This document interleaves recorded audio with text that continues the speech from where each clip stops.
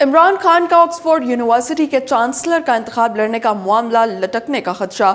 عمران خان کو یونیورسٹی انتظامیہ کی جانب سے چانسلر کے انتخاب کے لیے شارٹ لسٹ کرنے کے امکانات کم ہو گئے۔ عمران خان نامور شخصیات ہونے کے ساتھ ساتھ ایک بڑی سیاسی جماعت کے سربراہ بھی ہیں، اور یہی وجہ ہے کہ عمران خان کا آکسفورڈ یونیورسٹی کے چانسلر کا انتخاب لڑنے کا معاملہ سامنے آنے کی دیر تھی کہ ان کے سیاسی مخالفین نے کمر کس لی۔ اس حوالے سے سوشل میڈیا پر باقاعدہ مہم کا آغاز کیا گیا اور یونیورسٹی انتظامیہ کو عمران خان سے متعلق شکایات بھیجنا شروع کر دی گئیں۔ معروف برطانوی اخبار ڈیلی میل نے سابق وزیر اعظم کو ڈسگریس کا خطاب دے دیا۔ عمران خان کی جانب سے الیکشن میں حصہ لینے کے سلسلے میں درخواست جمع کرائے جانے کے بعد عمران خان کے خلاف یونیورسٹی انتظامیہ کو احتجاجی ای میلز اور پیٹیشنز موصول ہونے کا سلسلہ شروع ہو گیا۔ یونیورسٹی کو موصول ہونے والی درخواستوں میں عمران خان کو آکسفورڈ یونیورسٹی کے چانسلر کے لیے نامناسب ترین امیدوار قرار دے دیا گیا۔ ڈیلی میل نے اپنی رپورٹ میں بتایا کہ کرپشن کے الزام میں پچھلے 1 سال سے جیل میں قید عمران خان کے چانسلر کا الیکشن لڑنے کے خلاف آکسفورڈ یونیورسٹی سخت اشتعال کی لپیٹ میں ہے۔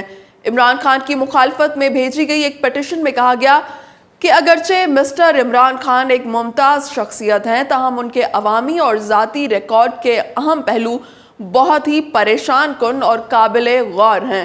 یونیورسٹی کو موصول ہونے والی ایک پیٹیشن میں موقف اختیار کیا گیا کہ کرپشن کیسز میں سزا یافتہ شخص کا آکسفورڈ یونیورسٹی جیسے بڑے تعلیمی ادارے کے چانسلر کا الیکشن لڑنا قابل قبول نہیں ہے۔ عمران خان کے خلاف موصول ہونے والی بعض شکایتوں میں انہیں طالبان کا حمایتی بھی قرار دیا گیا۔ ای میلز میں عمران خان کا اسامہ بن لادن کو شہید کہنے کا خصوصی طور پر ذکر کیا گیا۔ یہ بھی کہا گیا کہ عمران خان نے طالبان کو پاکستان میں دفتر قائم کرنے کی اجازت دینے کی تجویز بھی پیش کی تھی۔ عمران خان کا اسامہ بن لادن سے متعلق موقف ان کے چانسلر بننے کے امیدوار کی راہ میں سب سے بڑی رکاوٹ بن سکتا ہے۔ عمران خان کے خلاف بھیجی جانے والی ای میل میں ان کی ذاتی زندگی سے متعلق بھی شکایات بھیجی گئیں۔ عمران خان نے ماضی میں ایک بیان دیا تھا کہ خواتین کا مختصر لباس بھی ریپ کیسز کے واقعات کی ایک وجہ ہے۔ ایسے لباس کے اثرات صرف روبوٹس پر نہیں ہوتے۔ درخواست میں کہا گیا کہ عمران خان کے اس طرح کے خیالات خواتین کے حقوق اور ذاتی سالمیت کے احترام کے بارے میں سنگین سوالات اٹھاتا ہے۔ اس طرح کے ریمارکس مجرموں سے الزام کو دور کرتے ہیں اور خواتین کے بارے میں نقصان دہ دقیانوسی تصورات کو برقرار رکھتے ہیں۔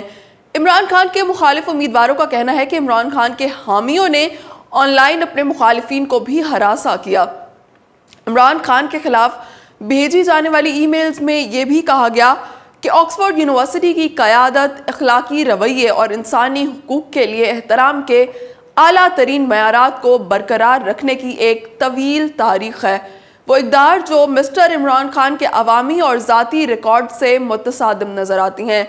مسلم لیگ نون کے کارکن خرم بٹ نے بھی عمران خان کی بطور چانسلر نامزدگی کے خلاف آکسفورڈ یونیورسٹی میں پیٹیشن جمع کروا دی ہے۔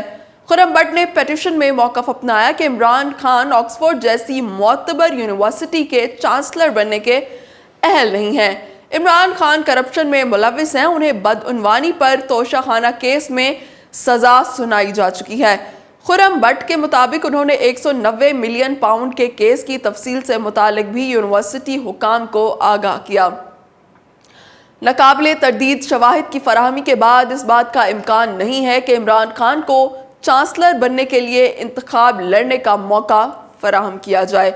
ناظرین، عمران خان کے ماضی میں دیے گئے کئی متنازع بیانات کو احتجاجی ای میلز کا حصہ بنایا گیا۔ عمران خان کے سیاسی مخالفین کی پوری کوشش ہے کہ کسی طرح وہ آکسفورڈ یونیورسٹی کے چانسلر کا انتخاب لڑنے سے پیچھے ہٹ جائیں یا پھر یونیورسٹی کی جانب سے انہیں شارٹ لسٹ ہی نہ کیا جائے۔ چانسلر کے الیکشن کے امیدواروں کو آکسفورڈ یونیورسٹی کی طرف سے اکتوبر کے شروع میں شارٹ لسٹ کیا جائے گا۔ آپ کو یہ بھی بتاتے چلے کہ آکسفورڈ یونیورسٹی کے چانسلر کا انتخاب 28 اکتوبر کو ووٹنگ کے ذریعے ہوگا۔ ووٹنگ کے عمل میں 2,50,000 سابق طلباء اور سابقہ عملہ آن لائن ووٹ ڈالیں گے۔ نئے چانسلر کی مدت ملازمت 10 سال ہوگی۔